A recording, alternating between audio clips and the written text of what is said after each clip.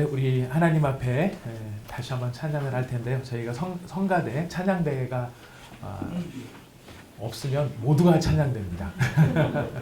그래서 하나님 앞에 감사와 기쁨으로 평강, 하나님의 평강이 당신의 삶에 가득하기를 우리가 서로 축복하면서 같이 하나님께 영광을 올려드리도록 하겠습니다. 평강, 하나님의 평강입니다.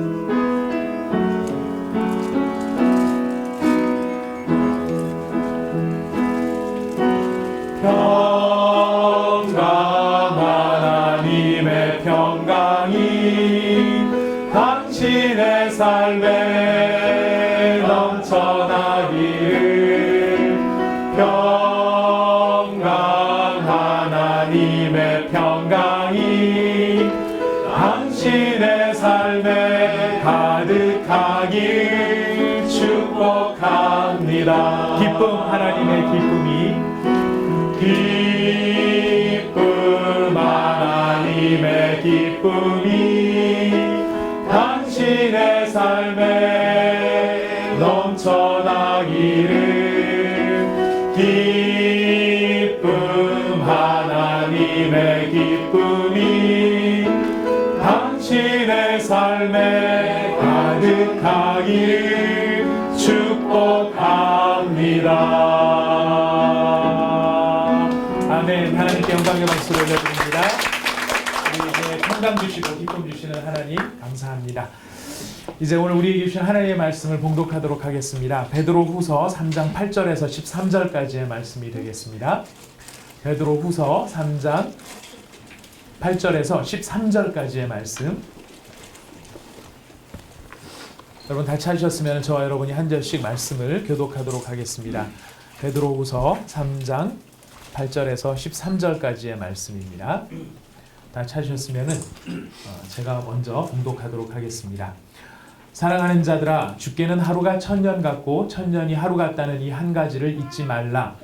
주의 약속은 어떤 이들이 더디다고 생각하는 것 같이 더딘 것이 아니라 오직 주께서는 너희를 대하여 오래 참사 아무도 멸망하지 아니하고 다 회개하기에 이르기를 원하시느니라.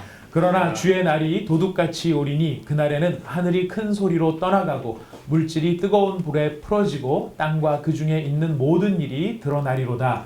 이 모든 것이 이렇게 풀어지리니 너희가 어떠한 사람이 되어야 마땅하냐. 거룩한 행실과 경건함으로 하나님의 날이 임하기를 바라보고 간절히 사모하라. 그날에 하늘이 불에 타서 풀어지고 물질이 뜨거운 불에 녹아지려니와 우리는 그의 약속대로 의가 있는 곳인 새 하늘과 새 땅을 바라보도다. 아멘. 아멘. 오늘 주신 말씀으로 주님의 시간이라고 하는 제목으로 저희가 함께 말씀을 나누도록 하겠습니다. 우리 하나님의 시간은 참으로 특이합니다. 오늘 우리가 읽은 말씀처럼 8절 말씀에 주께는 하루가 천년 같고 천년이 하루 같다는 이 한 가지를 잊지 말라.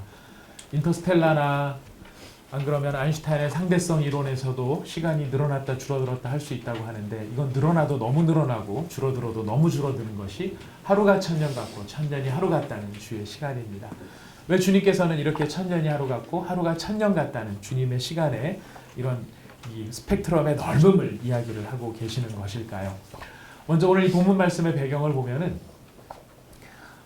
초대교회에 예수님께서 예수님의 제자들을 보내시면서 너희들이 이스라엘의 모든 마을을 다 다니기 전에 내가 다시 올 것이다. 너희들이 죽기 전에 내가 다시 올 것을 보는 사람도 있을 것이다. 이런 약속의 말씀을 주시고 제자들을 보내셨습니다. 그런데 제자들이 이제 순교를 당하기도 하고 또 세월이 지나가서 죽는 사람들도 생기고 그러는데 여전히 주님께서 오실 어떤 그 징조들도 보이지 않는 상황을 놓고 어떤 사람들은 예수님이 다시 오신다는 것은 거짓말이었나 보다. 예수님은 다시 오시지 않아.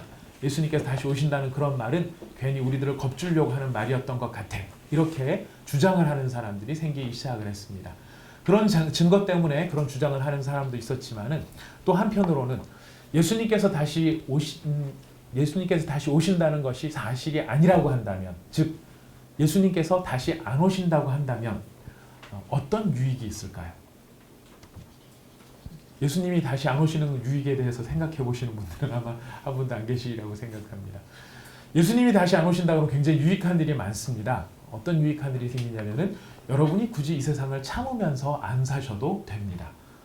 예, 여러분 기도하시느라고 애쓸 필요도 없으시고 여러분 다른 사람들 거짓말할 때 여러분 거짓말 안 하려고 몸부림치지 않으셔도 됩니다. 다른 사람들이 욕심을 따라서 자기 하고 싶은 대로 감정 표출 다 하고 살아갈 때 그것을 다 받아내면서 꾹꾹 참아가지 않으셔도 됩니다. 그렇죠? 만약 예수님께서 다시 오신다라고 하는 것이 없다라고 한다면, 즉 예수님께서 세상을 심판하는 것이 없다라고 한다면 우리는 우리의 감정과 기분을 따라서 얼마든지 살아도 될 것입니다. 예수님이 다시 오시지 않는다라고 하는 주장을 하는 사람들은 그렇기 때문에 단순히 예수님이 다시 오시지 않는다라고 하는 교리를 주장한 정도가 아니라 그 사람들의 삶은 자유분방함과 타락과 미혹함의 삶으로 점철이 되었고, 그래서 건강하게 예수님을 믿는 사람들조차도 흔들리게 만들었다는 것입니다. 우리가 읽진 않았습니다만은 그 3장 3절 말씀에 바로 이런 이야기가 나옵니다. 먼저 이것을 알지니 말세에 조롱하는 자들이 와서 자기의 정욕을 따라 행하며 조롱하여 이르되 주께서 강림하신다는 약속이 어디 있느냐? 조상들이 장후로부터 만물이 처음 창조될 때와 같이 그냥 있다라고 이야기를 합니다. 그대로 있지 않느냐? 처음 창조될 때랑 같이 전혀 변화 없이 그런 일이 있었다라고 이야기하는 그들을 향해 베드로는 그들이 정욕과 자신들의 잘못된 생각 때문에 있는 증거도 그들이 보지 않는다라고 이야기를 합니다. 그래서 이렇게 설명을 하죠. 5절 말씀에 보면은 이는 하늘이 옛적부터 있는 것과 땅이 물에서 나와 물로 성립된 것도 하나님의 말씀으로 된 것을 그들이 일부러 잊으려 함이로다. 이 무슨 말이냐면은 그 전에 이미 한번 이 세상은 심판을 경험을 한 적이 있습니다. 노아의 때에 노아 홍수로 말미암아 심판을 경험한 적이 있었는데 그때는 모든 세상이 물로 말미암아 완전히 다 뒤집혀지는 그런 꽉 차서 물이 그냥 우리가 알고 있는 지금 에베레스트 그 이상으로 물들이 꽉 차서 온 세상의 모든 생물들이 다 죽는 바로 그런 비극적인 심판이 있었습니다. 그런 심판이 있었음에도 불구하고 이 조롱하는 자들은 그런 심판을 마치 없었던 것처럼 생각하면서 주님의 심판의 날은 임하지 않는다라고 이야기하는 것, 바로 그것은 그들이 일부러 보지 않기 위해서 그렇게 주장하는 것이다 라고 이야기를 합니다. 그러면서 베드로는 강조해서 말하기를 이전에는 물로 말미암아 전 지구적인 심판이 있었다. 그때는 심판이 있었는데 전 지구가 심판을 당하는 심판이 있었다면 이제 장차 올 심판은 전 지구적인 심판이 아니라 전 우주적인 심판이 임할 것이다 라고 이야기를 합니다. 그래서 우리가 읽은 본문 말씀처럼 그날에 하늘이 불에 타서 풀어지고 물질이 뜨거운 불에 녹아지려니와 라는 말이 나옵니다. 물질이 뜨거운 불에 녹아진다. 또 10절 말씀에 보면은 주의 날이 도둑같이 오리니 그날에는 하늘이 큰 소리로 떠나가고 물질이 뜨거운 불에 풀어진다. 이렇게 해서 물질이 뜨거운 불에 풀어진다라고 하는 말을 여러 번 반복하고 있습니다. 이것은 마치 용광로에 철이 녹아 들어가듯이 예전에는 단순히 물이 세상을 덮음으로 말미암아 생명을 끊는 정도였다면 여기서 말하는 물질이 뜨거운 불에 풀어진다라고 하는 것은 거의 원소 단위로 원자 단위로 사물을 이루고 있는 가장 기본적인 모든 구성 단위가 다 풀어서 없어질 정도로 이 모든 것이 다 소멸되어진다라는 것을 강조하고 있습니다. 그 이유는 바로 새 하늘과 새 땅이 만들어져야 되기 때문에 그 이전에 모든 것을 구성하고 있는 모든 요소들은 다 사라져버리고 없어질 것이다. 그것이 주님의 날이고 주의 심판의 날이 임하게 되는 모습이다 라고 강조를 합니다. 이렇게 강조를 하니까 한쪽에서 사람들이 이야기합니다. 그렇다면 우리가 정말 주님이 오시기를 간절히 고대하고 있는데 왜 주님은 이렇게 더디 오십니까? 우리가 주님의 날을 기다리는 것이 쉽지가 않습니다. 여러분 근신하고 마음의 긴장감을 가지고 산다는 것은 쉬운 일이 아닙니다. 우리가 군대 갔다 오신 형제들 방위 출신 이런 얘기를 한다고 해서 여러분들 너무 비웃지는 마시되 방위도 여러 가지 계통이 있는 방위들이 있습니다. 동사무소에서 펜대 잡고 있는 방위도 있고 구청에서 꽃 심으러 다니는 꽃방위도 있었고 PX에서 물건 파는 피방위도 있었지만은 어떤 방위들은 아침에 출근하면 총을 메고 산꼭대기에 올라가서 호를 파고 또 내려와서 점심 먹고 또다시 올라가서 훈련을 하는 그런 기동대 방위라는 방위들도 있었습니다. 제가 그런 방위를 나왔습니다. 아무튼 방위 출신인데 아무튼 그러다 보니까 겨울에 혹한기 훈련도 합니다. 여러분 방위들이 산에 가서 3박 4일로 호파놓고 혹한기 훈련도 하고요. 그 데모를 진압한다고 충정 훈련도 하고요. 네, 그러면 저희가 방위를 받을 때 그랬습니다. 무슨 방위가 이래? 네, 우리는 방위가 아니야. 뭐 이런 얘기를 했었습니다만은 아무튼 제가 방위 얘기를 갑자기 꺼낸 이유는 어디에 있느냐면 군인들이 비상이 걸리면 최근에도 그런 일이 있었죠. 전부 다 군화를 신고 잠을 자도 군화를 신고 잠을 잡니다. 모든 군장을 다 싸고 언제든지 즉각 출동할 수 있도록 모든 만반의 준비를 다 갖춰놓는 그런 긴장감의 상황이 군대에서 있을 수 있습니다. 절박한 상황이 벌어지면 그럴 수 있죠. 근데 아무리 절박한 상황이 벌어져도 그 긴장을 일주일 이상 유지한다는 것은 결코 쉬운 일이 아닙니다. 사람의 마음이 주님이 언제 오실지를 바라보며 주님을 간절히 은혜 받아서 사모하는 마음이 우리 가운데 가득할 때 정말 내가 잠을 안 자고 일어나서 깨어 기도하리라 이렇게 생각을 해도 주님 앞에서 그 영적 긴장감을 지속한다는 것은 결코 쉬운 일이 아닙니다. 그러다 보니까 도대체 주님 언제 오시는 거야? 빨리 오셔서 좀 이런 문제들이 다 풀어지고 나도 긴장감 없이 살았으면 좋겠는데 하는 그런 생각이 우리 마음에 들 수 있다는 것이죠. 그러니까 사람들이 내가 정말 주님의 날을 기다리는 것이 너무 힘들어. 하나님 언제 오시나이까? 언제 오시나이까? 제가 주의 날을 기다리나이다. 이렇게 생각을 하면서 살아가는 사람들이 많이 있을 수 있습니다. 근데 그런 사람들을 향해 베드로는 이렇게 이야기를 합니다. 너희가 주의 날을 기다리고 있느냐? 너희가 주님을 기다리고 있느냐? 너희가 주님을 기다리느라고 정말 힘든 상황이냐? 자, 그렇다면 들으라 말씀하시면서 이렇게 이야기합니다. 우리 9절 말씀을 다 같이 읽겠습니다. 시작. 주의 약속은 더디다고 생각하는 것 같이 더딘 것이 아니라 오직 주께서는 너희를 대하여 오래 참으사 아무도 멸망하지 아니하고 다 회개하기에 이르기를 원하시느니라. 아멘. 우리가 주님을 기다리느라고 힘들고 어렵다라고 생각하면서 우리가 주님을 기다리고 우리가 주님의 날을 기다린다고 생각하지만 실제로는 주님이 너희를 기다리고 계시는 것이다. 너희가 주님의 날을 기다린다고 애쓰고 힘들다라고 생각하지만 사실은 주님께서 더 기다리고 계시고 기다리고 계시는데 주님이 무엇을 기다리고 계시냐면은 아무도 멸망하기를 원치 아니하시기 때문에 너희가 회개하기를 기다리신다는 것입니다. 우리가 긴장감을 가지고 주의 다시 오실 날을 바라보면서 주님의 날을 기다리는 그 간절한 기다림 그 이상으로 주님도 주의 날을 기다리고 계시는데 그 주의 날을 속히 임하게 하지 않으시는 그 이유가 어디에 있느냐면은 아무도 멸망하지 않고 다 회개하여 하나님의 백성 안에서 구원받기를 원하시는 그 마음이 있으시기 때문에 주님이 기다리고 계신다는 것입니다.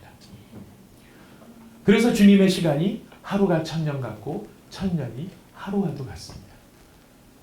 1000년이라는 긴 시간조차도 한 사람이라도 멸망하지 않고 구원받기를 원하시는 아비의 마음으로 그 1000년을 하루처럼 생각하시는 그 마음, 그리고 그 하루의 시간이라고 하는 1000년에 비하면 너무 짧은 시간이라 할지라도 그 한순간조차도 놓치지 아니하시는 아비의 심정, 이것이 바로 주께서 가지신 마음이라는 것입니다.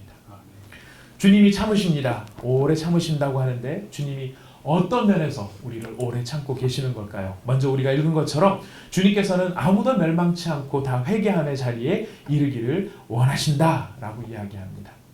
사람이 얼마나 오만한 존재인지요.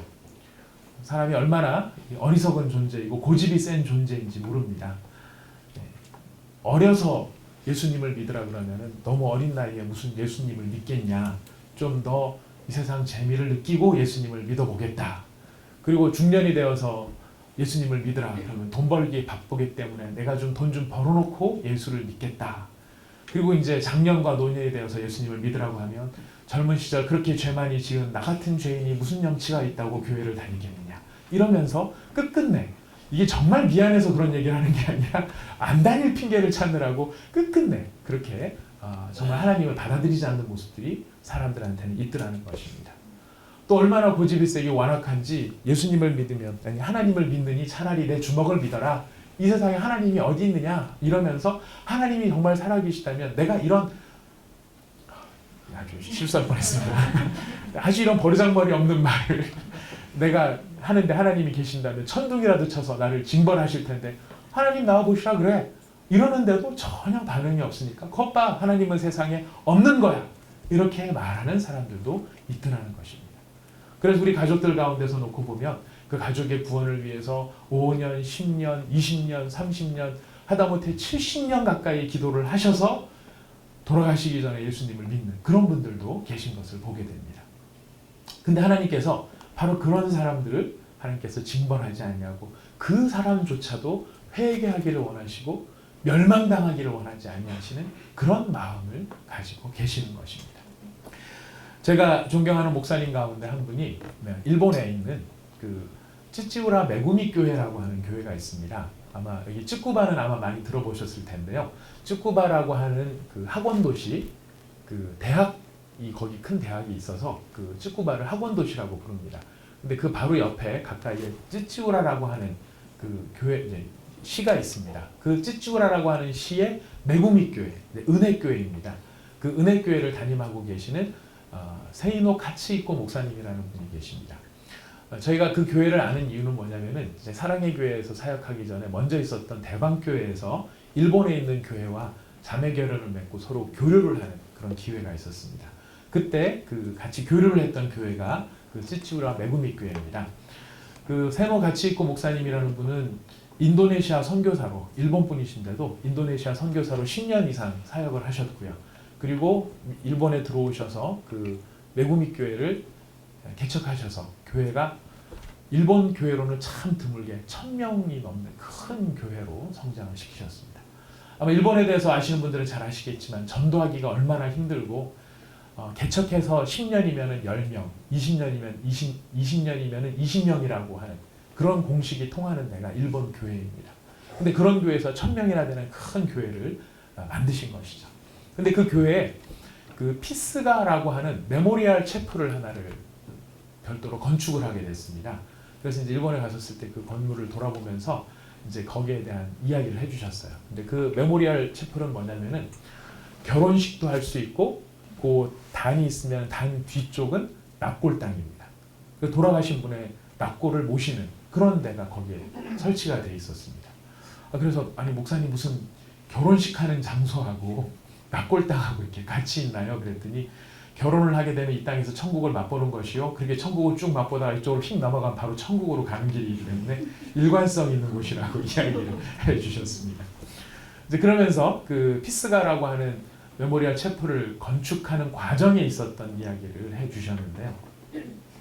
이 교회가 뭐 1000명이 넘는 큰 많은 사람들이 모이는 곳이라 할지라도 재정적으로나 상황적으로 굉장히 쉽지 않은 또 다른 건물을 짓는 것이 쉽지 않은 상황이었다고 합니다. 그래서 이 건물을 짓자라는 얘기가 나왔을 때 많은 성도들이 의견이 분분했었대요. 우리가 이런 상태인데 또다시 건축을 해야 되느냐, 지금 있는 것도 여러 가지 우리가 재정 부담이 되는데 굳이 또 여기 또 뭘 할 필요가 있느냐, 이런 이야기가 나왔을 때 그 건축위원장을 맡고 계시는 집사님 한 분이 나와서, 건축위원장 집사님이 나오셔서 이 건물을 꼭 지어야 될 필요성에 대해서 자기 고백을 하셨다고 합니다. 우리 모든 가족들을 통틀어서 예수 믿는 사람이 나 한 사람밖에 없다. 근데 내가 살아있을 동안에는 내가 사랑하는 가족들에게 전도지도 보내고 교회 소식지도 보내고 책자도 보내고 다 하는데, 내가 이 상태로 만약 죽고 나면 아무도 이제 그 사람들한테 전도지를 보낼 수도 없고 책자를 보낼 수도 없다. 그러나 만약 내가 죽어서 이곳에 내 뼈가 납골로 묻혀 있다라고 한다면 내 사랑하는 가족들은 싫어도 1년에 한 번은 이곳에 와야 되고 이곳에 와서 예배를 드려야 되고 예배를 드리면서 말씀을 들을 수 있지 않느냐. 그러니까 나는 죽어서라도 전도를 하고 싶고 나는 뼈가 되어서라도 예수님의 사랑을 전하고 싶다. 우리가 이것을 지어야 하는 이유는 바로 죽어도 예수님을 전하는, 죽더라도 예수님을 전하는 그 사명을 위해 우리는 이 건물을 지어야 한다. 모든 분들이 그 이야기에 공감을 하고 이제 그 건물을 짓게 되었습니다. 뼈가 되어도 뼈가루가 되어도 한 영혼을 살리기를 원하는 그 가족들을 향한 간절한 그 성도의 심정, 그러나 그것은 성도의 심정이기 이전에 한 영혼을 끝까지 참으시는, 그리고 부르시는 하나님의 그 마음을 깨달은 성도의 반응이 그곳에서 나타났다고 생각합니다. 우리가 그런 좀 통큰 마음, 넓은 마음을 가져야 되지만 저 개인은 그렇습니다. 미국 사람은 미국인, 영국 사람은 영국인, 프랑스 사람은 프랑스인, 중국 사람은 때놈이지만 일본 사람은 언제나 일본 놈이 되는 것이죠. 예, 그런 마음이 있습니다. 참 이런 마음 가지면 안 되는데도 불구하고 왠지 그래요. 왠지 그런 마음이 있고 지진 나고 화산 터져서 사람들이 많이 다치고 죽고 하는 걸 보면 너무 안타깝고 참 인간적으로 너무 안 됐다 하는 생각이 들면서도 마음 한쪽에는 그래도 고소하다 이런 마음이 동시에 존재하는 이 이중성들을 스스로 바라보게 됩니다.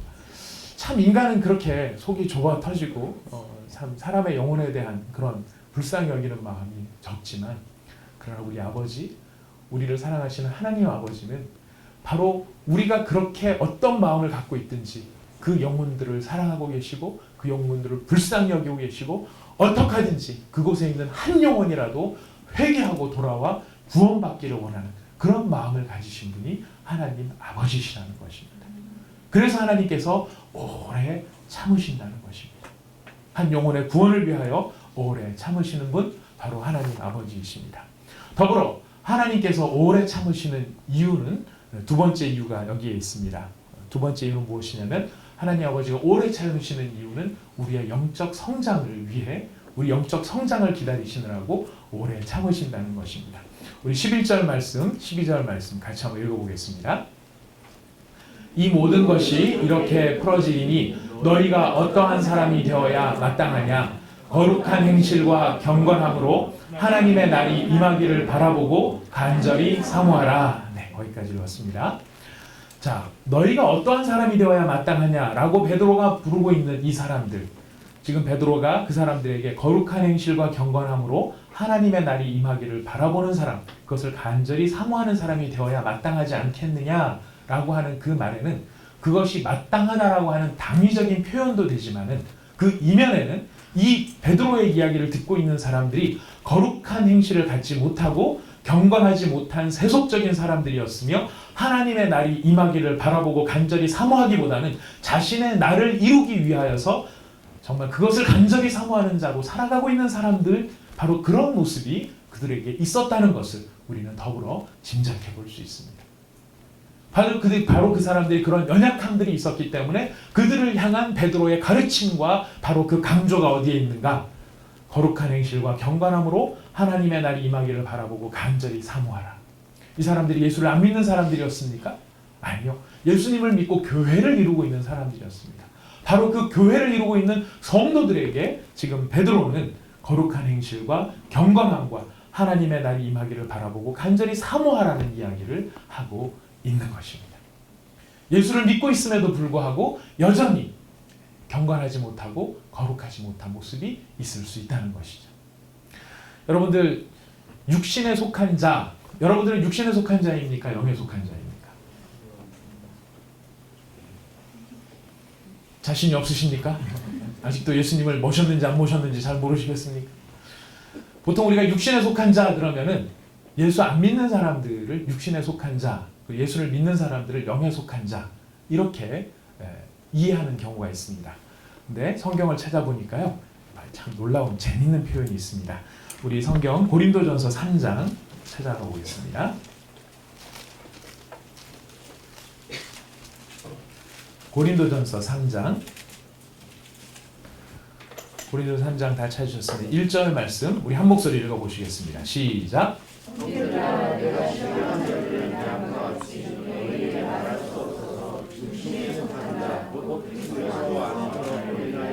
대함과 같이 하노라. 자, 고린도 교회 성도들을 향해서 바울이 이야기를 하는데요. 내가 신령한 자들을 대함과 같이 너희들을 대할 수가 없다. 그래서 어떻게 대합니까? 육신에 속한 자, 곧 그리스도 예수 안에서 어린아이들을 대함과 같이 한다. 이 육신에 속한 자라고 하는 말의 정의가 새롭습니다. 그렇죠? 우리는 육신에 속한 자 그러면 예수 안 믿는 사람이라고 생각하지만 바울이 보았을 때는 육신에 속한 자, 예수 안에 있지만 육신에 속한 자가 있을 수 있더라는 거예요. 예수 안에 있지만 그들이 자라나지 못하고 어린아이와 같다면 그들은 육신에 속한 자의 모습을 보여줄 수밖에 없고 그들이 바로 육신에 속한 자다라고 사도 바울은 이야기합니다. 육신에 속한 자, 어떤 증상이 나타날까요? 우리 2절 말씀부터 같이 한번 차분히 읽어보도록 하겠습니다. 사도 바울이 육신에 속한 자다, 그리스도 안에서 어린아이들과 같다, 이렇게 말하는 사람들 어떤 사람인지 2절부터 읽어보겠습니다. 시작. 내가 너희를 젖으로 먹이고 밥으로 아니하였노니 이는 너희가 감당하지 못하였음이거니와 지금도 못하리라. 너희는 아직도 육신에 속한 자로다. 너희 가운데 시기와 분쟁이 있으니 어찌 육신에 속하여 사람을 따라 행하니 아니리요. 어떤 이는 말하되 나는 바울에게라 하고 다른 이는 나는 아볼로에게라 하니 너희가 육의 사람이 아니리요. 그런즉 아볼로는 무엇이며 바울은 무엇이냐. 그들은 주께서 각각 주신 대로 너희로 하여금 믿게 한 사역자들이니라. 나는 심었고 아볼로는 물을 주었으되 오직 하나님께서 자라나게 하셨나니 그런즉 심는 이나 물 주는 이는 아무것도 아니로되 오직 자라나게 하시는 이는 하나님뿐이니라. 우리 8절과 9절도 같이 읽을까요? 심는 이와 물 주는 이는 한 가지나 각각 자기가 일한 대로 자기의 상을 받으리라. 우리는 하나님의 동역자들이요 너희는 하나님의 밭이요 하나님의 집이니라. 아멘. 예. 너희는 하나님의 밭이요 하나님의 집이다, 이렇게 말을 하는 성도들을 향하여서 하나님의 밭이요 하나님의 집인데 그들의 수준은 육에 속한 자, 그리스도 안에서 어린아이들과 같다라는 것입니다. 이 육신에 속한 자, 어린아이들과 같은 자, 육신에 속한 증상을 뭐로 보이냐면은 마치 세상 사람들이, 육신에 속한 사람들이 자기를 자랑하는 그런 자랑으로 너희가 스스로를 자랑하는 걸 보니까 여전히 너희들은 육신에 속한 자들이더라. 육신에 속한 자들, 세상 사람들이 뭘 갖고 자랑합니까? 지금 고린도 교회가 이 지경을 경험을 하는 거예요. 분파가 나누어졌는데 안에 분쟁이 생긴 거예요. 분쟁이 생겼는데 분쟁의 이유가 그러니까 파당이 지어졌는데 그 파당의 이유가 뭐냐면 자존심 때문에 파당이 벌어진 거예요. 누가 더 세냐? 누가 더 세고 누가 더 괜찮으냐? 자기가 괜찮은 걸 자랑하기 위해서 이 파당을 지은 사람들이 꺼내놓은 게 뭐냐면 내가 누구랑 더 친하냐? 이거를 카드를 끄집어냈다는 거예요. 그래서 나는 바울한테 세례를 받았다. 나는 베드로하고 악수했다. 나는 아볼로하고 같이 밥을 먹었다. 내가 이런 유명한 사람들하고 서로 친하게 지내고 있고 나는 이 사람들이랑 각각 친하다. 그래서 나는 아볼로파요, 나는 바울파요, 나는 베드로파요. 그러니까 지금 이 편지를 쓰는 바울이 하도 답답하니까 도대체 너희들이 구원을 받은 게 바울이 십자가를 져서 구원을 받은 거냐? 베드로가 너희들을 위해서 피를 흘렸기 때문에 구원을 받은 거냐? 예수님이 너희를 위해서 피를 흘리신 거고 너희를 자라게 하시는 이는 하나님이시고 우리는 너희들을 위한 보조적인 수단이요 도구요 사역자밖에 안 되는데 너희들이 지금 하나님께 집중하지 못하고 사람하고 누구 친하다고 그걸 자랑하고 있냐? 그걸 가지고 분쟁을 일삼고 있냐? 그걸로 너희 자존심을 세우고 있냐? 그렇다면 너희들은 육신에 속한 자요 아직도 어린아이다. 여러분의 자랑은 무엇입니까? 여러분들 누구랑 사진 찍은 것을 오래 간직하고 계시며 페이스북에다 딱 올려놓고 계시거나 좋습니다. 여러분의 삶의 일부분이 될 수 있기 때문에 좋습니다. 누구랑 악수하고 나시면은 절대 안 씻을 거예요 막 이러면서 그러실 수도 있습니다. 다 우리의 삶 속의 일부분이 될 수 있고 하나의 삶의 좋은 추억이 될 수도 있습니다. 그러나 그것이 추억 이상의 것이 되어져서 그것이 여러분을 장식하는 장식이 되고 그것이 여러분의 자랑이 되기 시작한다라고 한다면 그것은 여러분이 여전히 육신에 속한 자요 영적인 어린아이와도 같다 하는 반증이 되어지는 것입니다. 주님은 우리가 영적인 어린아이와 같기를 원치 아니하십니다. 우리가 육신에 속한 자가 되기를 원치 아니하십니다. 사도 바울의 이야기처럼 너희가 신령한 자가 되지 못하여 라고 하는 그 말 속에는 하나님께서 너희를 부르셔서 계속해서 어린아이의 범주에 머물지 아니하시고 머물게 하기를 원치 아니하시고 너희들이 신령한 자가 되기를 원한다. 다른 표현으로 말하면 영계에 속한 자가 되기를 원하며 그리스도의 장성한 분량에 이르는 자가 되기를 원한다. 이것이 하나님 아버지의 마음인 거예요. 근데 문제는 그렇게 자라난다라고 하는 것이 하루아침에 펑 하고 되는 게 아니라는 거예요. 우리한테는 묘한 영적 도박 심리가 있습니다. 세상에서도 한 방을 노리시죠. 제가 어떤 목사님 카톡에 올라온 대문글을 보고 한참 웃었는데 인생은 한 방이다 뭐 이런 이야기를 보면서 인생 한 방 참 좋은 것인데 그러다 보니까 우리도 영적 이 그 한방 의식이 있어요. 그래서 막 어떻게 하면은 누가 간증하는 거 들어보시면 막 부럽잖아요. 네. 누가 막 간증을 해서 하나님하고 그렇게 가까이 지내시고 깊은 영적 교제를 나누고 정말 그런 은사를 나도 받았으면 좋겠고 은혜를 받았으면 좋겠다는 그런 심정은 참 좋은데 바로 그런 마음 속에 어떤 심정을 하냐면 영적 뻥튀기 의식 같은 걸 갖고 있어요. 그래서 내 요만한 내 모습을 은혜의 뻥튀기 기계 안에 싹 집어넣고 잘 해가지고 한번 뻥 튀겨갖고 한 방에 확 나왔으면 좋겠다. 이런 마음들이 있는데 여러분 꿈을 깨시기 바랍니다. 그런 방법은 없습니다. 하나님은 우리를 뻥튀기로 여기지 아니하시고 우리를 인격으로 여기고 계시기 때문에 우리를 인격자로서 대우를 하십니다. 인격자로 대우하신다는 말은 무슨 뜻일까요? 인격자로 대우하신다는 것은 깨달을 때까지 기다리시고 굴리신다는 것입니다. 깨달을 때까지 여러 가지 방법을 동원해서 알고 이해할 때까지 시간을 가져가신다는 거예요. 천년이 하루같이, 하루가 천년같이 그런 심정으로 우리를 대하시고 자라나기를 원하신다는 거예요. 우리는 자라남이 필요한 사람들입니다. 아무리 우리가 부흥회 가가지고 큰 은혜를 받고 주일날 설교를 들으면서 어떤 설교들은 막 가슴에 와닿는 어떤 목사님 말씀을 듣다 보면 막 마음이 저리는 그래서 정말 이렇게 살아야 되겠다는 막 결심을 하는 때가 있습니다. 그런 결심을 딱 하고 눈물 흘리고 이렇게 살아야지 딱 하는 그런 순간에 내 자신이 조금 자라나는 느낌이 듭니다. 근데 조금 자라나는 느낌이 들자마자 바로 그 다음 날 우리는 그 자라남 이상으로 곤두박질 치는 우리 자신들을 만나게 됩니다. 여기 앉아 계신 분들 가운데 혹시 교회를 오래 다니시는 분들, 특히 대학부나 고등부나 이런 데 오래 다니셨던 분들 계시면 잘 아실 겁니다. 수련회 때마다 은혜 안 받은 수련회 있으신가요? 다 은혜 받으십니다. 부흥회 때 은혜 안 받으신 분 계신가요? 다 받으셨습니다. 뭐 사랑의 교회 배경들 다 계신 분 많으시니까요. 사랑의 교회에서 특사할 때 은혜 안 받으신 분 계십니까? 다 받으셨습니다. 그러나 우리가 막 그렇게 은혜 받은 거 언제 다 쏟아지죠? 네, 저의 경험은 그날 저녁이었습니다. 대학부 때 수련회 가서 열심히 은혜 받고 오면 집에 돌아왔을 때 그런 일들이 막 있어요. 저희 어머니가 뭐 참 그 좋으신 어머니께서 속을 다 뒤집어 놓으시고 어머니 사랑해요 이런 심정으로 왔는데 얼굴 딱 대하자마자 어려운 심정이 생기기도 하고 그러다 보면 어떤 마음이 생기는가요? 처음에는 이런 마음이 생깁니다. 내가 받는 은혜가 가짜인가? 이런 마음이 생겨요. 그런데 이게 한두 번 반복이 되면 좀 더 심각한 문제가 우리한테 찾아옵니다. 내가 가짜가 아닌가? 내가 가짜인데 혼자서 나 혼자 지금 진짜라고 생각하고 댕댕거리고 있는 거 아닌가?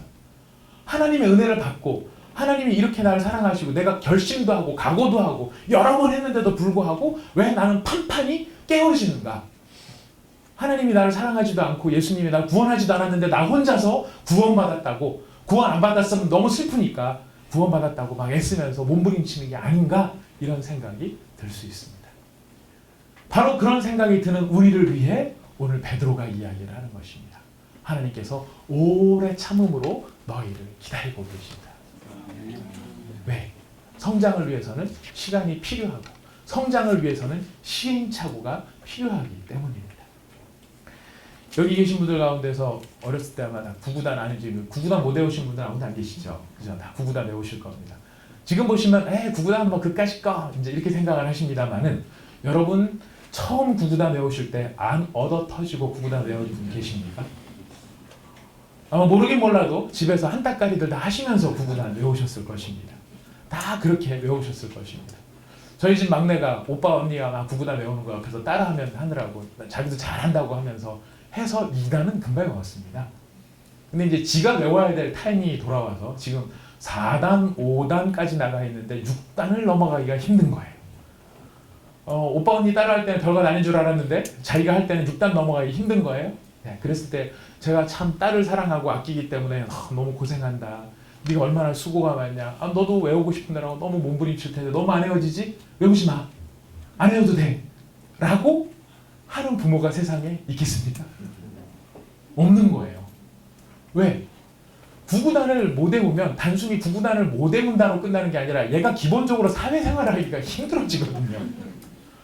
다른 건 못해도 구구단이라도 할 줄 알아야 어디 가서 계란 장사라도 할 거 아닙니까? 3, 3은 9 해갖고 9개라도 줘서 할 거 아니겠습니까? 9단까지라도 외워야 그래도 81개까지는 그래도 하고 사람들하고 대화가 될 거 아니겠어요? 그러니까 얘가 못 외우는 거를 엄마는 억지로 외우게 시키고 엄마가 두들겨 패고 엄마가 눈 도끼는 뜨고 막 하고 하는 걸 보면은 아이가 생각할 때 내가 아무래도 이상한 집에 잘못 내가 온 거지, 이게 우리 엄마가 아니지, 이게 왼수지, 사탄이지, 마귀지, 이런 마음들로 엄마를 바라보겠지만 엄마의 심정은 어떤 거예요? 얘를 어떻게든지 사람 구실하도록 만들기 위해서는 며칠이 걸리든 몇 날이 걸리든 외울 거는 외우게 만들어야 되는 거예요. 이게 베드로식으로 이야기를 하자면 주님이 오래 참으심으로 기다리시는 거예요. 어떻게 할 때까지? 외울 때까지.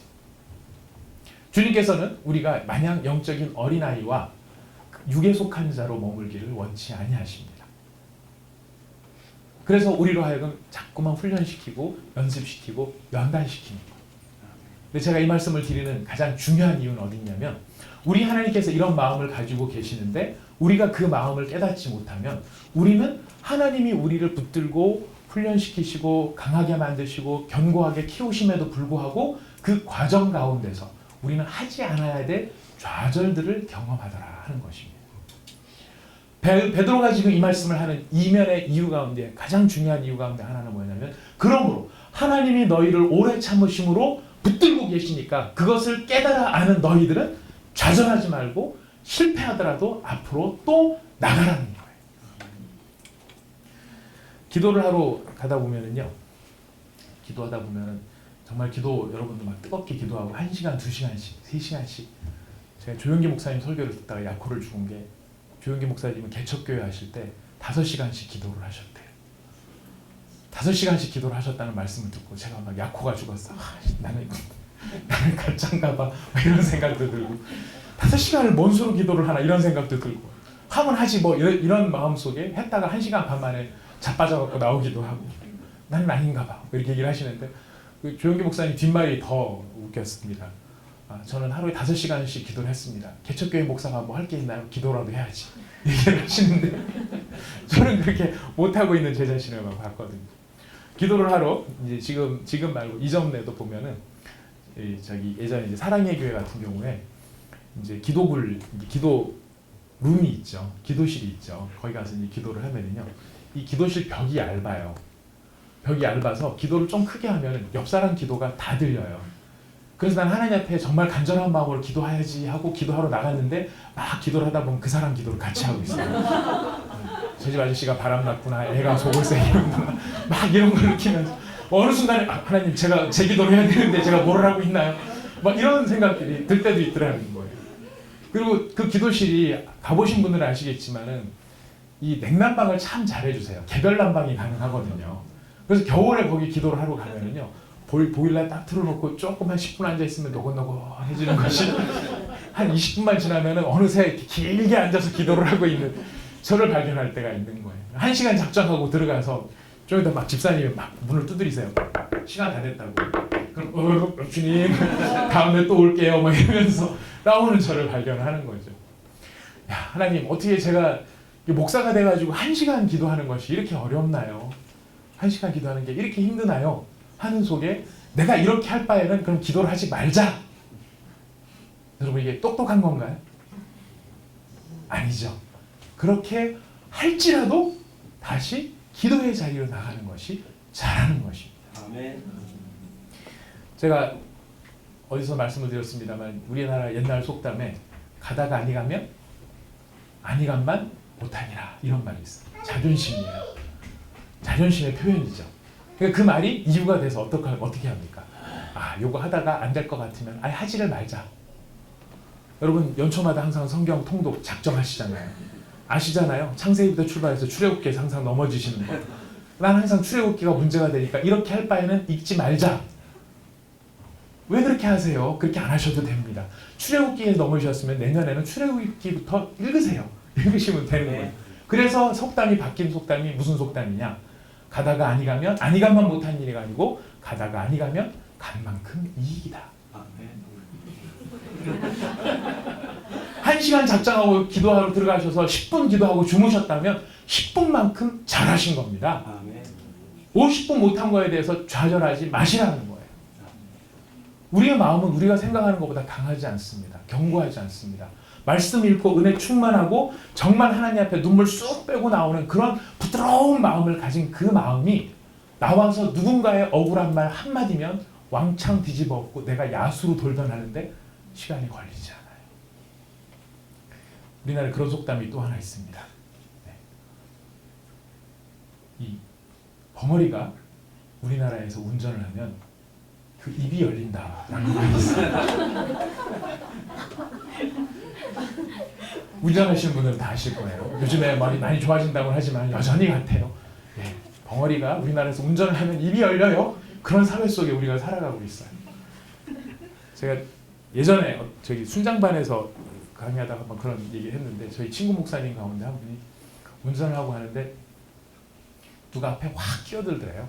그리고서 막 브레이크를 밟고 막 가는데 막 도망가듯이 도망가더래요. 그래서 이게 어디서 나를 깜짝 놀래키고 두고 봐라 그래서 막 쫓아간 거예요. 근데 얘가 막 가다가 아무리 도망가도 시내에서 운전하다 보면 신호등에 걸릴 때가 있거든요. 신호등이 딱 걸린 거예요. 그래서 딱 나가가지고 상대편 차 앞에 가가지고 차 타이어를 뻥뻥 차면서 나와! 어디서 운전이 있다고 하고 다니는 거야! 나와! 막 그러고 막 소리를 질렀대요. 그런데 갑자기 문이 철컥 잠기는 소리가 나 들리길래 오호라 이거 잘됐다 약해 빠진 놈이구나 이렇게 생각을 하고 문을 막 땡기면서 나와! 그랬대요. 그랬더니 창문이 부시시 내리면서 목사님 무서워요. 그 교회 연집사님이 타고 가시던 차였는데 그 차를 모르고 이제 막 큰 소리로 친 거죠. 목사님이 더 미안해진 거죠. 그 다음부터 굉장히 이제 어떻게 해야 될지를 모르는 상황이 된 것입니다. 우리한테는 그런 연약함이 있어요. 우리한테는 그런 연약함이 있어요. 나 정말 누가 나한테 억울한 소리를 하더라도 내가 그런 얘기 하지 말아야 되겠다. 각오도 하고 누구한테 또 그런 또 이야기도 또 결심들도 많이 하잖아요. 절대 그냥 억울한 일에서 나 혼자만 알고 지내야지 라고 생각을 하지만 여러분 그게 그렇게 됩니까?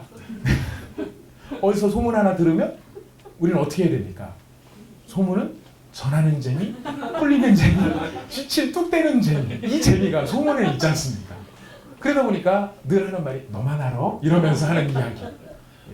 그러고 난 다음에 그 얘기가 오해를 낳고 울려지고 그래서 관계가 깨어지거나 아픔이 생기고 이러면 내가 다시는 그러지 말아야지 라고 생각하지만 돌아서자마자 그 소리가 들리면 우리는 다시 바로 또 그런 연약한 모습을 보일 수가 있더라는 거예요. 그럴 때 우리가 좌절을 느낄 수 있습니다. 그러나 베드로는 오늘 천년이 하루 같고 하루가 천년 같은 주님의 기다리심을 통하여서 우리에게 권면하시는 게 뭐냐면 또 넘어졌느냐? 또 실패했느냐? 또 좌절했느냐? 그러나 다시 일어나라. 다시 일어나라. 다시 결심하고 다시 성장하고 다시 나아가자.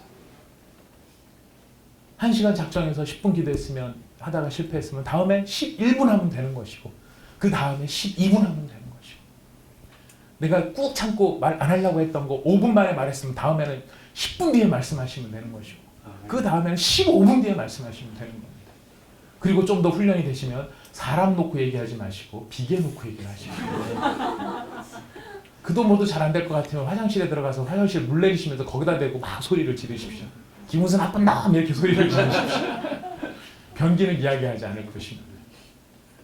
우리는 우리한테 자존심이 있어서 내 마음이 완전히 그렇게 돼서 실제로 그렇게 할 수 있는 사람이 되기를 원해요. 그래서 내 마음이 그렇게 동의가 안 되고 이렇게 겉모습만 하면은 외식하는 자 같고 우리 스스로를 정죄하는 마음이 막 들기도 해요. 그래서 주일날 예배 드릴 때도 내가 주일날 예배 드리러 나가서 꾸벅꾸벅 조느니 하나님 앞에 나가서 저 넓은 평원 주님이 창조하신 세계를 바라보며 주님을 마음껏 드높이고 찬양하며 주님 앞에 합당한 경배를 드리리라 그러면서 골프 치러 나가시는 분들이 계신단 말이죠. 그러나 주님은 그렇게 얘기 안 하세요. 졸 때 졸더라도 와서 졸아라. 아멘. 아멘. 와서 네가 여기서 원망을 하고 찢고 볶고 어떻게 하든지 와서 이곳에서 예배를 드려라. 그것이 주님이 기뻐하시는 일입니다.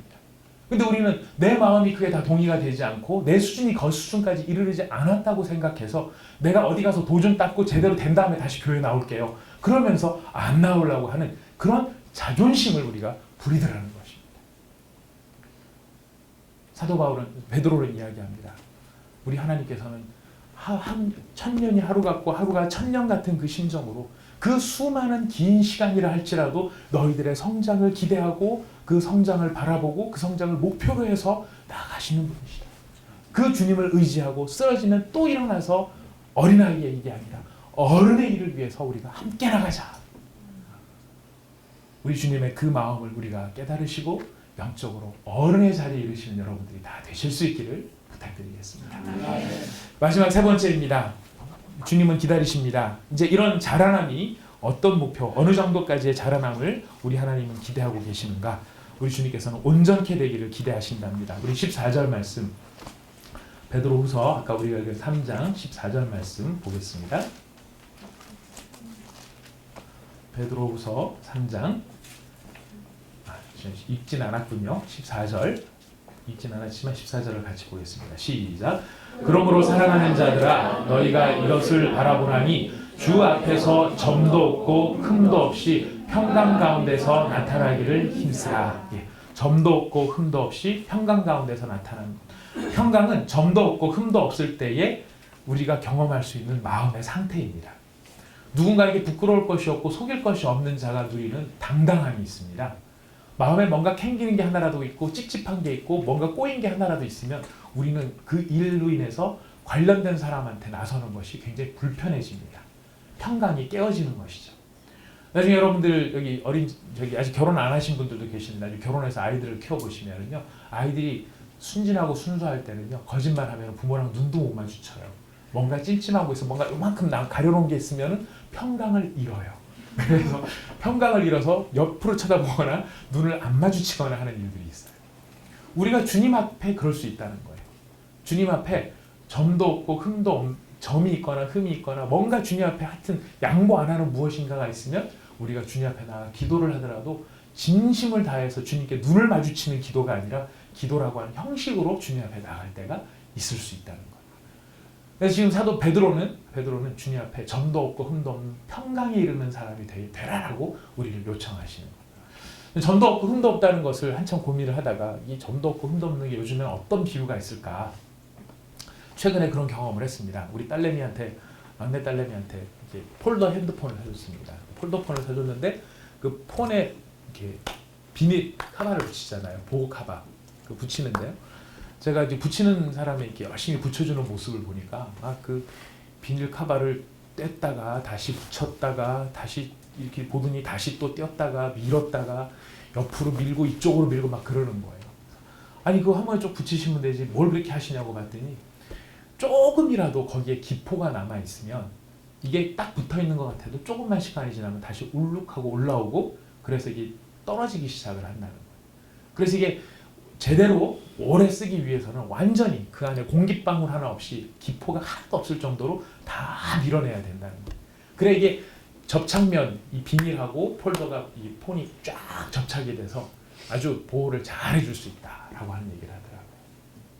바로 점도 없고 흠도 없는 그 모습, 우리와 주님 사이에 공기 하나 뭐 하나 가려놓을 곳 없는 그 온전한 밀착의 모습, 완전한 하나님의 모습, 바로 그런 모습으로 주님 앞에 나아가게 하시기 위해서 주님께서 우리를 참고 계신다라고 베드로는 이야기합니다. 온전케 되어진다는 것, 구체적으로 어떤 모습일까요? 우리 성경 말씀을 한 구절만 더 찾도록 하겠습니다. 마태복음 5장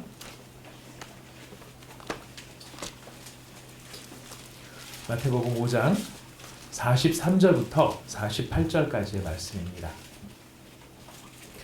마태복음 5장 43절부터 48절까지 점도 없고 흠도 없는 온전한 그 모습, 거기에 대해서 하나님은 이렇게 말씀하십니다. 같이 읽겠습니다. 또 내 이웃을 사랑하고 내 원수를 미워하라 하였다는 것을 너희가 들었으나 나는 너희에게 이르노니 너희 원수를 사랑하며 너희를 박해하는 자를 위하여 기도하라. 이같이 한즉 하늘에 계신 너희 아버지의 아들이 되리니 이는 하나님이 그 해를 악인과 선인에게 비추시며 비를 의로운 자와 불의한 자에게 내려주심이라. 너희가 너희를 사랑하는 자를 사랑하면 무슨 상이 있으리요? 세리도 이같이 아니하느냐? 또 너희가 너희 형제에게만 무난하면 남보다 더하는 것이 무엇이냐? 이방인들도 이같이 아니하느냐? 그러므로 하늘에 계신 너희 아버지의 온전하심과 같이 너희도 온전하라. 아멘. 우리 주님께서 우리를 데려가기를 원하시는 그 온전함의 모습은 하나님께서 하나님을 향해 원수처럼 행하고 하나님의 그 수많은 인내와 하나님의 참으심에도 불구하고 여전히 자존심과 죄를 떠나지 못하는 그 인간, 그 죄인, 그 심판받아 죽어 마땅한 사람들에게조차도 하나님께서는 선인에게 악인에게 동일한 해를 주시고 동일한 비를 주시더라는 것입니다. 바로 그것이 온전함의 모습이라는 것입니다. 사랑하는 자에게만 사랑하고 자기에게 못하는 사람, 자기를 원망하는 자에게 똑같이 하는 그것이 온전함이 아니라 내가 사랑받았으니까 사랑을 돌려줘야지. 이게 온전함이 아니라 그렇지 못한 사람이라 할지라도 심지어 내게 원수와 같은 사람이라 할지라도 그 사람을 위해 기도하는 것이 하나님이 원하시는 온전함의 자리라는 것입니다. 쉬운 자리 아닙니다. 우리가 거기까지 가기 참 어렵습니다. 어쩌면 불가능할 수도 있습니다. 숨 넘어가기 직전에 한번 경험해볼까 말까 한 자리가 될지도 모르겠습니다.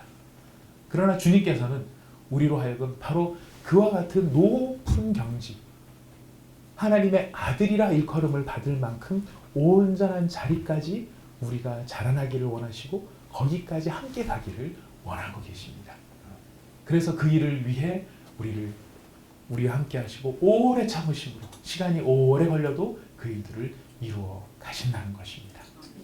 사랑하는 형제자매 여러분, 이제 이렇게 우리를 향하여 오래 참으시는 주님, 우리를 아들 삼기 위해 오래 참으실 뿐만 아니라 아들 삼으셨대 하나님의 자녀로 태어나긴 했지만 어린아이의 수준에 머무르고 정말 육신에 속한 자라고 부를 만큼 그 수준이 낮다 할지라도 우리 하나님께서는 거기에 만족하지 아니하시고 그것을 자라나게 하셔서 예수 그리스도의 장성한 분량, 아버지의 온전하신 같이 우리도 온전한 믿음의 사람이 되기를 원하는 그 목표를 위해 우리를 인도하고 계십니다.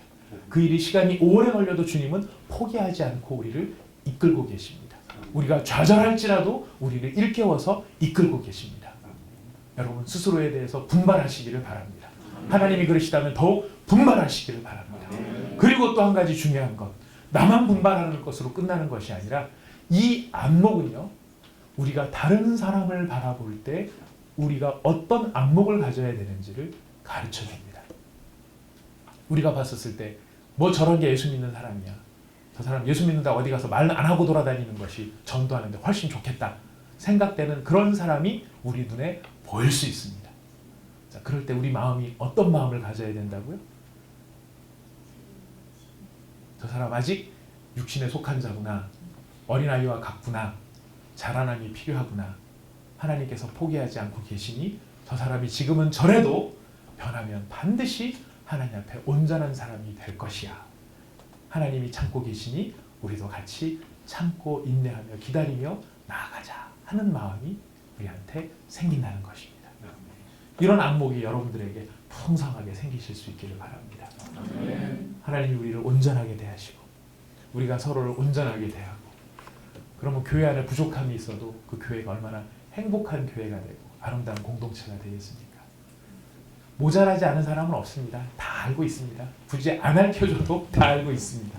다 알고 있는 그것을 우리가 잘 하는 것. 오늘 원래 설교 원고에는 없었지만 한 가지만 짧으니까 말씀을 드리자면요. 여러분 깨끗한 집과 더러운 집의 차이가 뭔지 아세요? 깨끗한 집과 더러운 집의 차이. 깨끗한 집은요, 쓰레기가 쓰레기통 안에 들어가 있는 집이 깨끗한 집이고요. 더러운 집은요, 쓰레기가 나와서 밖에 돌아다니고 있는 집이 더러운 집이에요. 그렇죠? 네. 여러분 깨끗한 집 만드는 방법은 쉬워요. 더러운 거 다 모아서 쓰레기통 안에 넣어놓으면 되는 거예요. 근데 그게 나와서 돌아다니기 시작하면 더러워져요. 이게 집만의 문제가 아니고 인격도 마찬가지고요. 관계도 마찬가지고요. 공동체도 마찬가지예요.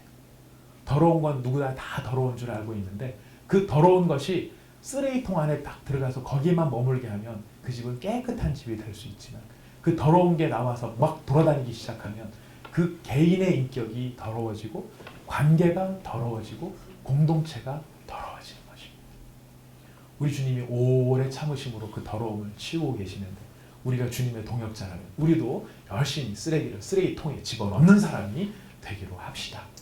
꺼내놓고 감상하며 왜 더러운 거야 이렇게 얘기해봐야 소용이 없습니다. 더러운 건 그냥 더러운 것입니다. 연약한 건 연약한 것입니다. 불쌍한 것입니다. 부족한 것입니다. 주님이 오래 참으심으로 우리를 대하듯이 우리도 주님 마음을 가지고 바로 온전한 자리로 다 나가시는 거룩한 분들 다 되시기를 축복합니다. 우리 같이 함께 오늘 주신 말씀을 생각하면서 잠깐 같이 기도했으면 좋겠습니다. 우리 주님의 시간, 하루가 천년 같고 천년이 하루 같은 주님의 시간, 우리를 향하여서 아비의 심정으로 아버지의 마음으로 아무리 긴 시간이 걸린다 할지라도 하루 같은 짧은 것처럼 여겨주시며 우리를 대하시며 인내하시는 아버지, 그리고 그 하루하루의 모든 삶의 모습에 있는 가치들을 마치 천년의 가치와도 같이 소중하게 여겨주시는 아버지 하나님, 그 하나님이 나를 대하고 계시고 우리 가정을 대하고 계시고 우리의 교회를 대하고 계시는 것을 우리가 기억하면서 주님께서 우리를 향해 이렇게 오래 참으시는 것 우리가 깨닫게 하여 주셔서 좌절하지 않게 하시고 낭망하지 않게 하시고 포기하지 않게 하시고 우리를 붙드시는 주님으로 인하여 우리가 더욱 용기와 힘을 얻어 앞으로 나가는 우리 모두가 되게 하여 주시옵소서. 이 시간 함께 같이 기도하도록 하겠습니다. 다 같이 기도하시겠습니다. 하나님 아버지 감사합니다. 우리 하나님께서 우리가 함께 하시며 우리에게 귀한 은혜를 내려주시는 것을 진심으로 감사드립니다. 우리 안에 있는 모든 연약함과 우리의 모든 부족함과 아버지 하나님 우리의 모든 어리석음들 우리가 밤잠을 설치며 아버지 우리가 마음의 괴로움으로 몇 날 며칠이고 아버지 하나님 괴로워서 어쩔 줄 몰라야 하는 아버지 그런 모습 그런 연약함이 우리 가운데 있을지 모릅니다. 아버지 하나님 우리의 이런 모든 부분들 그러나 주님께서 우리를 바라보시며 아버지 하나님 우리를 향하여 일적 오래 참으심으로 아버지 하나님 주의 심판의 날을 아버지 하나님 정말 유보하시면서까지 우리를 향하여서 이렇게 오래 참고 계시는 거룩하신 하나님의 아버지의 마음이 우리 속에서 아버지 하나님 깨달아지는 은혜가 있게 하여 주옵시고 느껴지는 은혜가 있게 하여 주옵시고 우리의 것으로 확증하는 은혜가 있게 하여 주시옵소서. 아버지 하나님 우리 모두가 좌절하지 않게 하시고 낭망하지 않게 하시고 포기하지 않게 하시고 우리 하나님 아버지 앞에서 이런 믿음을 가지고 주님 앞에 달려나갈 수 있는 아버지 하나님 이렇게 오래 참으심으로 나를 붙들고 계시는 하나님을 의지함으로 우리가 다시 더욱 분발하며 영적으로 깨어 일어나며 하나님 앞에 나와 주님과 동행할 수 있는 저희가 될 수 있도록 하나님 아버지 은혜를 더하여 주시옵소서. 주의 크신 사랑과 성령의 은혜로 저희들을 붙잡아 주시기를 원합니다. 저희들을 붙들어 주시기를 원합니다. 아버지 하나님 저희와 아버지 하나님 주님이 함께하여 주시기를 원합니다. 아버지 하나님 불쌍히 여겨주시고 긍휼히 여겨주시고 우리 하나님께서 아버지 하나님 우리를 붙드시는 그 깨우침을 허락하여 주셔서 우리가 연약하고 모자라고 또다시 실수한다 할지라도 주님의 이름을 주님의 이 오래 참으심을 의지하여 주님 앞에 다시 나와 성장하며 성숙하며 온전한 자리에 이르기를 힘쓸 수 있는 저희가 될 수 있도록 주님 은혜를 더하여 주시옵소서. 우리가 다시 한 번 더 같이 기도하실 텐데요. 오늘 아침에 이 말씀을 마무리 지음에 다시 원고를 살펴보면서 뭔가 우리의 이런 오래 참음에 대한 또 우리의 본성에 대한 깨우침에 좋은 뭐가 없을까 싶어서 글을 찾았습니다. 찾다가 참 놀랍게도 불경에 법구경이라고 하는 그 불경에 인간의 그 뿌리가 깊은 나무는 아무리 베어내도 또다시 싹이 나고 움이 트게 되어 있다. 그런 것처럼 인간의 욕망과 인간의 정욕도 뿌리가 깊은 그런 것일수록 우리의 마음에서 걷어내기가 힘들다. 그 뿌리를 제거하기 전까지 뿌리채 뽑아내기 전까지는 인간이 탐욕과 두려움으로부터 벗어날 수가 없다. 이런 글귀를 보았습니다. 제가 보면서 어쩜 이렇게 이런 현상에 대해서 너무나 정확하게 표현을 했을까. 참 불경 참 놀랍다 이런 생각이 들었는데 그럼 도대체 이 사람들과 우리의 차이는 뭘까? 그걸 바라보다가 제가 하나님 앞에 감사하고 또 무릎을 쳤던 것이 있습니다. 거기서는 정확하게 진단을 너무나 잘했습니다. 정말 뿌리채 뽑아내지 않으면 인간의 정욕과 탐욕 뿌리채 뽑아내지 않으면 그것으로부터 자유로워질 수 없다는 그 사실은 너무나 잘 간파를 했는데 문제는 어떻게 그것을 뽑아낼 수 있는지에 대한 방법은 나오지 않는다는 것입니다. 우리의 연약함 다 알고 있습니다. 우리가 욕하고 싶어서 욕하고 싶은 사람이 있습니까? 탐욕을 부리고 싶어서 부리고 싶은 사람이 있습니까? 정말 그러지 않아야지 라고 생각을 하지만 우리 안에서 올라오는 그 탐욕과 정욕과 더러운 마음과 수근수근하는 마음, 파당을 짓는 그런 모든 마음들, 우리의 힘으로 그것이 나쁜 줄 알지만 뿌리째 뽑아내는 힘이 우리에게 없다는 것을 성경은 이야기하고 있습니다. 그럼 어떻게 하면 가능할까요? 바로 성령께서 우리를 도와주셔야만 합니다. 우리는 우리 힘으로 아무리 이런 소원이 있다 할지라도, 이런 결심을 했다 할지라도 이것을 우리 힘으로 할 수 없는 사람들입니다. 이 시간 우리 함께 기도하실 때 주 성령님 우리 가운데 오셔서 우리의 이 모든 연약함들을 보게 하셨사오니 이제는 우리를 도와주셔서 성령님 우리와 함께 하여 주셔서 우리 마음에 있는 쓴뿌리들을 주님이 뽑아내 주시고 정말 우리가 어떻게 할 수 없는 연약한 부분들을 주의 성령의 힘을 얻어 도우심을 얻어 우리가 자라날 수 있도록 성장할 수 있도록 주님 우리에게 은혜를 충만하게 성령을 충만하게 부어 주시옵소서. 우리를 도와 주시옵소서. 우리 간절한 마음으로 주님 앞에 성령 충만을 사모하며 이 시간 한 번 더 주님 앞에 기도하며 나가도록 하겠습니다. 다 같이 기도하겠습니다. 하나님 아버지 감사합니다. 그렇습니다. 아버지 하나님 세상 사람들도 우리가 이런 연약함이 있다는 것은 다 알고 있고 아버지 하나님 이런 마음의 문제를 해결하지 않고선 안 된다는 것도 다 알고 있지만은 아버지 안 되는 줄 알지만 그것을 해결할 수 있는 방법은 아버지 하나님 세상 어디에도 없는 것을 우리가 바라보게 됩니다. 우리가 각오하고 결심하는 것도 중요하고 분발하는 것도 중요하지만 하나님 아버지 우리를 도와주시옵소서. 하나님 아버지 우리를 도와주시옵소서. 아버지 우리 마음에 있는 모든 연약함들 우리 마음에 있는 모든 쓴뿌리들 우리 마음 뿌리를 깊이 내리고 있는 이 모든 어리석음과 연약함들을 주님께서 아버지 하나님 정말 치유하여 주시고 씻어내려 주시고 우리 하나님께서 새롭게 하여 주시어서 아버지 하나님 우리 마음속에 있는 이런 모든 영적인 어린아이와 또 익숙한 것과 같은 모든 일들이 아버지 하나님 주님의 성령의 도우심과 주의 성령의 인도하심으로 말미암아 아버지 하나님 정말 깨끗하게 제거되어질 수 있도록 뿌리채 뽑혀나갈 수 있도록 하나님 아버지 우리에게 은혜를 더하여 주시옵소서. 날마다 성령을 사모하며 날마다 성령의 은혜를 사모하며 우리의 연약함을 도우시고 우리를 불쌍히 여기시며 간구하는 자에게 찾아오셔서 너희 그 모든 시험과 모든 어려움들을 이기게 하시는 성령 하나님의 도우심과 위로와 은혜를 우리가 경험할 수 있도록 하나님 아버지 은혜를 저희들에게 덧입혀 주시기를 간절히 소원하옵나이다. 하나님 아버지 은혜를 내려주옵시고 성령 하나님 우리를 불쌍히 여겨주시고 오늘 아버지를 정말 간구하며 하나님 앞에 매어달리는 사랑하는 모든 백성들 아버지 마음과 마음속에 심령과 심령 속에 아버지 하나님 정말 하나님을 만나고 예수님을 만나고 하나님 앞에 구원 얻는 사람들이 되게 하여 주옵시고 아버지 구원을 얻되 아직도 연약하여 아버지 육에 속한 자와 같이 영적인 어린아이와 같이 그런 사람들이 있다면 아버지 우리가 신령한 자로 자라나기를 힘쓰게 하여 주옵시고 하나님 앞에서 정도 없고